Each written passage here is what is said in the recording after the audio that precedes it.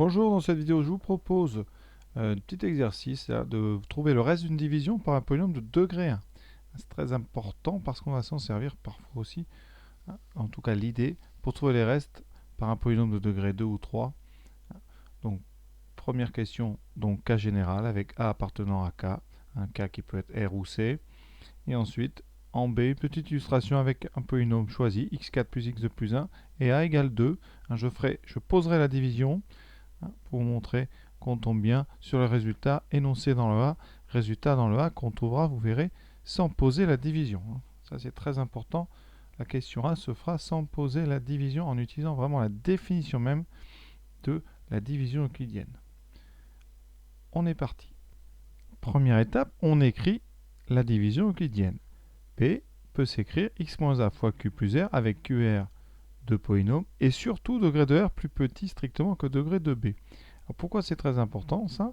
Parce que ici, votre b, c'est donc notre x moins a. Ici, x moins a, il est de degré 1. Donc, conséquence, degré de r, eh bien, c'est inférieur ou égal à 0. Donc ici, ça veut dire tout simplement que r est une constante, qui peut être nulle, mais c'est donc une constante. Et ça, c'est capital ici. Parce que pour trouver la valeur d'une constante, eh bien, il suffit de prendre une valeur de x. Et si vous trouvez la valeur de cette constante en x, ça sera la valeur pour tous les x. Et on aura donc trouvé. Donc l'idée, eh bien, c'est tout simplement, dans cette égalité, eh bien, de remplacer grand X par A, et vous aurez votre valeur de R en A. Donc en posant X égale A, j'obtiens P de A égale A moins A fois Q de A plus R de A. P de A, c'est donc l'image, la valeur de P en A. Ici, vous avez A moins A, qui vaut 0. Donc il va vous rester P de A égale R de A. Or, R est constant. Donc, forcément, puisque R est constant, R est tout simplement la constante égale à P de A, non pas A, mais P de A. Donc R, c'est la valeur de P en A. Donc le reste ici, c'est P de A. Vous voyez, c'est très simple. On applique ça tout de suite pour notre x4 plus x2 plus 1 pour A égale 2. Donc ici, ça donnerait x4 plus x2 plus 1 égale x moins 2 fois q plus r. Et on pose x égale 2. Donc pour x égale 2, mais qu'est-ce que ça donne à gauche? Il faut calculer P de 2. Donc 2 puissance 4 plus 2 au carré plus 1. Et ça serait donc égal ici à 0 plus r. Puisque r, on sait déjà que c'est une constante. Donc r va être égal, alors 2 puissance 4, 16, plus 4 plus 1, égale r, donc r vaut donc 21. Alors on va vérifier ça en posant notre division. Donc je la pose, x4 plus x2 plus 1, divisé par x moins 2, vous commencez à savoir faire. Ici x4 divisé par x, x3. Ensuite x3 fois x, x4, moins 2 fois x3, on soustrait nos deux lignes. x4 moins x4, 0. x2, donc on va le mettre ici. Vous aurez donc moins, donc plus 2x3, plus x2, et on abaisse le 1. Et on continue. 2x3, combien de fois x?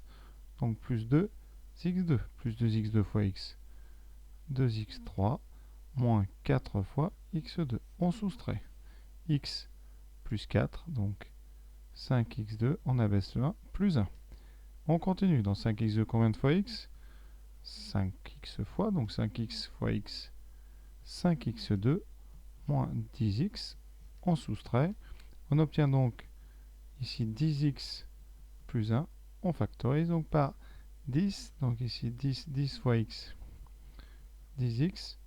Ensuite, 2 fois moins, donc moins 2 fois 10, moins 20, on soustrait 1 plus 20, et on trouve 21. Qu'est-ce qu'on vient de montrer? Eh bien que quand on divise donc, je vais mettre des couleurs, quand on divise x4 plus x2 plus 1 par x moins 2, donc ça c'est le diviseur, vous avez un quotient qui est ici, mais ici dans la question on n'en avait pas besoin, et un reste très important ici, vous voyez, le reste qui est bien égal à 21, ce qu'on avait annoncé avec notre petite astuce, de prendre pour x une valeur égale à 2, et ça nous donnait donc une constante égale à 21, c'était le reste. Et voilà comment on peut finalement, vous voyez, déterminer des restes sans avoir besoin du tout du quotient.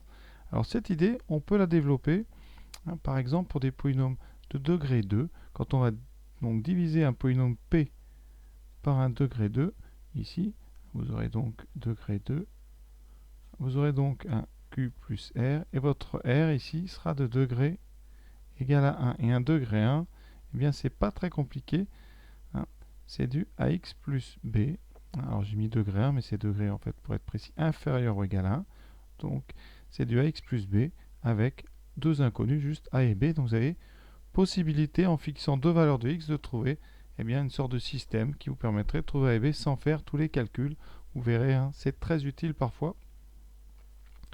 Ben voilà, je crois que j'ai tout dit sur cet exercice. En tout cas, merci d'avoir été jusqu'au bout et à très bientôt.